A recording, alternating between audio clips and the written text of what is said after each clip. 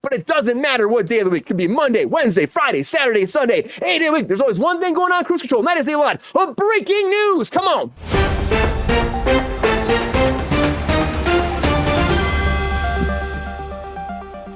It's a nice touch, right? Well, the first thing I want to talk about tonight on Kruse Control is the SAG-Aftra video game strike. It's been going on since July, but if we go back in time, it was 2 years ago, November 2 years ago, when we actually had the contract run up. So they waited 2 years to actually go on strike, and we've been on strike for 3 months. This whole thing's gone on way too long. I'm happy they're going back to the table to negotiate. October 23rd, they're finally going to sit down at the studios again and try to work out this video game contract, but it should have been done years ago. I don't understand you can work on like an interim contract for multiple years. I love SAG guys, but come on guys, work this out in these studios. Get your ass together and pay your voice actors what they deserve, because these video games are like real life sometimes. So it needs to happen now. Happen now, get a deal, and lock that shit up. Also, what finally happened is Nautilus is coming out, everybody. And the trailer dropped for this. We talked about this probably a year and a half ago, where Disney Plus shot this whole series, this whole season. It was like 10 episodes. And then they're like, well, we don't like it, so let's just scrap it. And then they actually decided to, sell it off. And AMC bought the project, which is fantastic. We've been waiting like a year to see what's going to happen, because it was done in the can a year ago.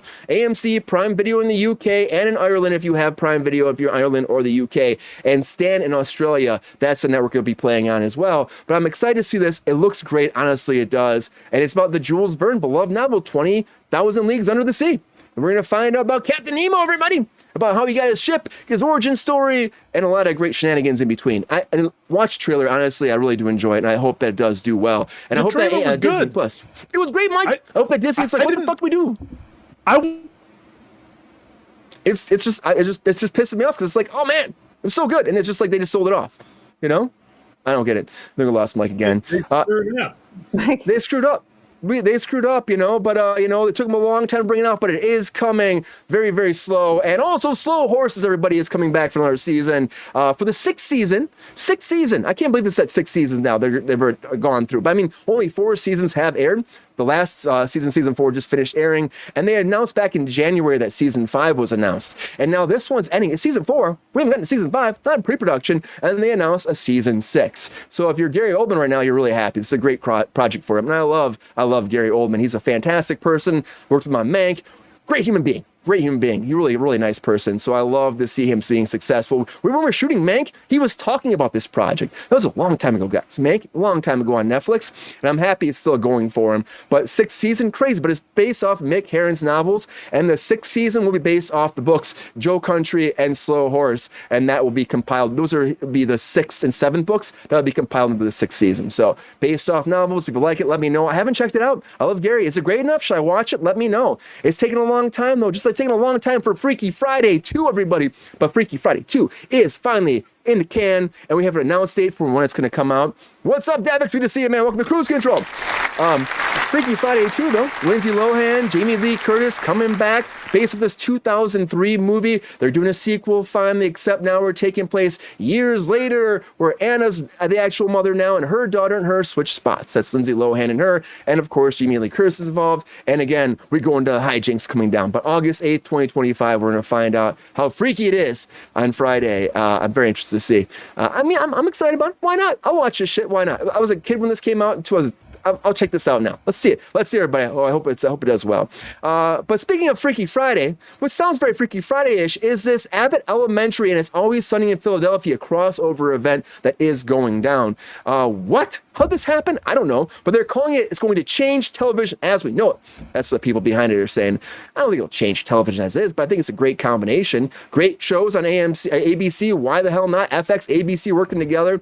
Dan DeVito's going to be in there. Rob's going to be on there. Charlie Day's going to be on there. And they're all going to Abbott Elementary. Hopefully it's great, everybody. I'm very excited. But not excited as I am about Superman, because Superman released this whole first promo being like, okay, we got KRYPTO coming in, everybody. So Superman will have his dog KRYPTO in this James Gunn movie. It's a lot of characters. That's all my worry about this. A lot of characters. Will they be good? It's too many characters maybe in one movie. Maybe. I believe in James Gunn. I love KRYPTO. Like, come on, who doesn't love man's best friend? But he was actually saying that he had a dog that he actually brought in to his household. And the whole thing about this dog, Ozzy, was living in the backyard with like 60 dogs, never around people at all, just like in this closed off backyard, no human interaction at all. And he got this dog home. And he's like, oh my God, he's all over the place, breaking things, chewing things up, scrambling. He won't let me pet him. I can't hold him. And he said, that was crazy. And I thought, what if KRYPTO was like that? KRYPTO, yep, Queen KRYPTO is going to be a big part of Superman. So KRYPTO's coming in. Will he be going crazy? He goes, well, if the dog has superpowers, what's that going to be like? And he can't control himself. And that was the idea behind KRYPTO coming in for this new movie. And I'm excited. I love KRYPTO. We love dogs, right? Peppy loves dogs. He's a dog. We all love dogs, right, Peppy? He's spot on. Thanks, Pep Star. I know Peppy's really excited about this today. So much breaking news. I know, Pep Star. So much breaking news, man. I'm very excited about KRYPTO flying into Superman.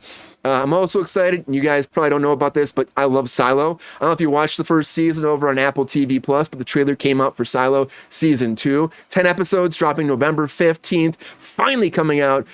Big cast. Rebecca Ferguson's great in this. Also, Tim Robbins, awesome in this. Common's great in this. We also have a newcomer coming in this new season. Steve Zahn's coming in, but it takes place in a bunker in the future where we have this post-apocalyptic event. It's toxic, can't go out in the environment, so everybody's living in bunkers. There's like 10,000 people in this bunker, and they have no idea if there's anything actually good outside the outside world. Rebecca Ferguson's character brings up this whole revolution trying to get out, and then we're going to find out next season what's going on outside, and I'm very excited. But check it out. It's going to be great. I'm not excited about Ozzy Osbourne's guitarist being shot, though, guys. Oh, my God. Jake E. Lee was shot in Vegas yesterday morning. He was just walking his dog. Shot multiple times by a random person, and he's doing okay. He's going through all the things now. Are they also bringing Streaky the Super Cat? Well, maybe Kaiser. I don't know. That Kaiser, maybe they will do that. I haven't heard that character. Is that a big character? Well, that sounds like a Sean deep cut. But again, former Ozzy Osbourne guitarist Jake E. Lee was shot, and they're saying right now that he is fully conscious and doing well in an intensive care unit in Las Vegas, and he's 67 years old. They're saying it's completely random, but he is expected to have a full recovery. So that's great. I hope he does, and he gets back out there. But the police are looking at this incident. There's no names attached to this yet, but just walking your dog, it just really sucks, and hopefully he'll be okay. And somebody that Mike is excited about, I know, is They Might Be Giants, everybody. I didn't realize, yeah, he was shot. Devic's crazy. It's just freaking crazy, but he's doing better. Ozzy put a whole statement out there too about it. I'm hopeful that he's doing better, and they did say he will have a full recovery. So fingers crossed. He's a freaking big talent. They Might Be Giants I love too. Mike loves them more. I'm really bummed that Mike's popping in and out. He must be having some weird, I'm going to blame Spectrum, guys. Not that I'm going to hate on Spectrum. I'm just going to bum him. Maybe it's not Spectrum, but They Might Be Giants has their official live album coming out called Beast of Horns, dropping very soon. Internally, it's going to come out digitally and on CD and vinyl through the band's official website and their store and the brick and mortar record shops. On top of that, dropping at that point, it'll be coming out on October 25th. And then later, it'll have a full release on December 20th. And I'm really excited about this. I know Mike's more excited about They Might Be Giants, but True. big vinyl release, 13 tracks, Mike, called Triceratops. They're going to have a 3-horn piece section on this. Stan Harrison as sax. You're going to have Dan Levine on trombone, and you have Mark Pender on trumpet. And they're going to play all their hits from 2022, 2023. They were doing live shows. They're using all their hits. Dr. Worm, I know it's a good one. Museum of Idiots and Darlings of Lumberland. They call me Dr. Worm. Mike knows that one. There's some deep cuts in there too. It's a nice selection. It's going to be great, Mike. They Might Be Giants. Dropping very soon, and nobody's gonna be dropping albums by Diddy or Ye anytime soon, I don't think, because these guys again are in the news. And why is there so much? There's just a lot of this. But Ye, okay, so here we go, guys. One more time with Ye. So Ye's former assistant, Laura Piscotto, we talked about her like back in June, where she was actually suing Ye over, sexual assault, stalking, a lot of allegations coming forward. Well, now she came forward to say, back at a Diddy party once ago, at a freak off, she was GHB raped by Ye. So he'd given her something to drink, she blacked out, she woke up later in his bed, and he told her what happened, but she had no idea. And I guess Kim Kardashian tried saving her too, but at the end of the day, he still did what he did at one of these freak-offs.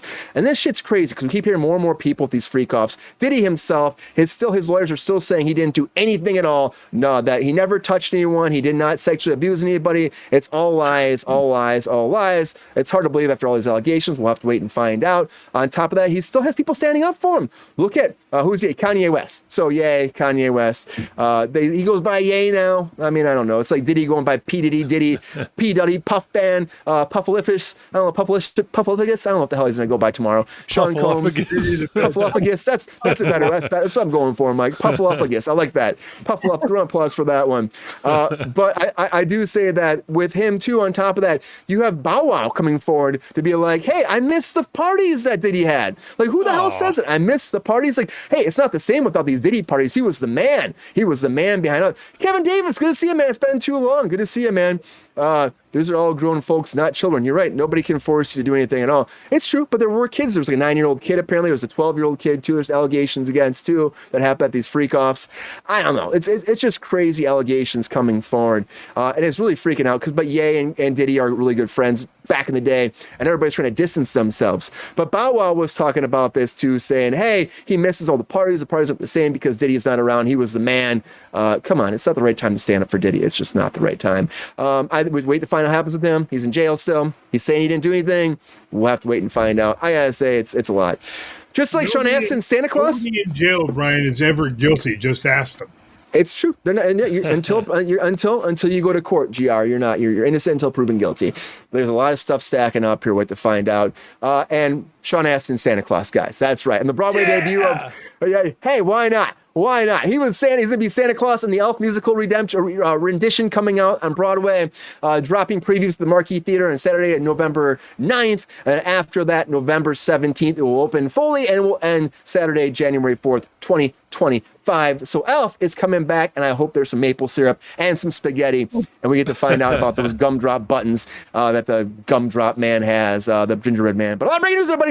A lot of breaking news. And it's crazy stuff, though. We get deep into some deep shit sometimes here on Kruse Control, and we get to have some fun as well. But breaking news, everybody. Thanks for all being here on Kruse Control. Appreciate you as always.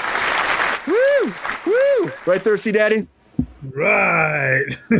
Yeah, GR knows. Good to see y'all. Mike, you seem like you're stable now. There's some weird shit happening, man. You entered into the Mike-verse and you came back. I think my internet is stable now. My mom had to vacuum in the basement. I seriously think is this. And I had the Wi-Fi router precariously perched. So I went down there. I spoke to the tiny man with the pan flute. I gave him 3 copper pieces, and he said that the internet's going to be okay. That's great, man. I hope that's true. Round of applause for that copper. Yeah, it's 100%. It's 100% true, Brian. Yeah. Who knew? Right, Pappy? Who knew? Who knew? Made that one up, Brian.